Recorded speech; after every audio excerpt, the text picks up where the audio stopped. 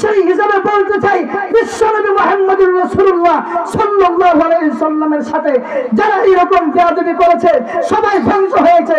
বর্তমান আমাদের সমাজে আমাদের নবী বিশ্বনবী রাহমাতুল লিল আলামিনকে কটূক্তি করে নবীকে গালি দেয়। আমার সেই মস্তকে আজকে মস্তকে বলতে চাই বাংলার জমিনে যারা আমার আপনার নবীকে গালি দিবে, নবীদের বিরুদ্ধে কটাক্ষ করবে, বাংলার জমিনে একজনের হায়নার কোথায় না কথা বলেন ঠিক না? ওই উকবা ইবনে আবি মুইতের চেহারায় আগুনের এই চতুরের আগুনের লুক্কা বানাইয়া পাল্টা তার চেহারায় দিয়া ওই দুনিয়ার জমিনের শাস্তি এটা আল্লাহ দিয়েছেন। পরকালের জগতে কি শাস্তি হবে, কি প্রতিদান হবে, এই বর্ণনা দিয়ে আমার তেলাওয়াতকৃত আয়াতটা আল্লাহ নাযিল করেছেন।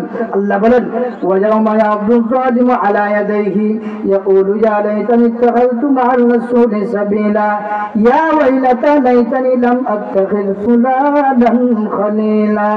আল্লাহ রাব্বুল আলামিন বলবেন ওই দিন জালেমারা এইরকম ভাবে হাত কামড়াইবে, জালেমারা ওই দিন হাত কামড়াইবে আর বলবে আরে কিয়ামতের কঠিন ময়দানে আজকে গেলাম, যদি আসর যদি দুনিয়াতে নবীজির সাথে আমার একটা সম্পর্ক থাকতো, ওই তো আজকে এই হাসরের কঠিন ময়দানে আমরা আটকে পড়তাম না।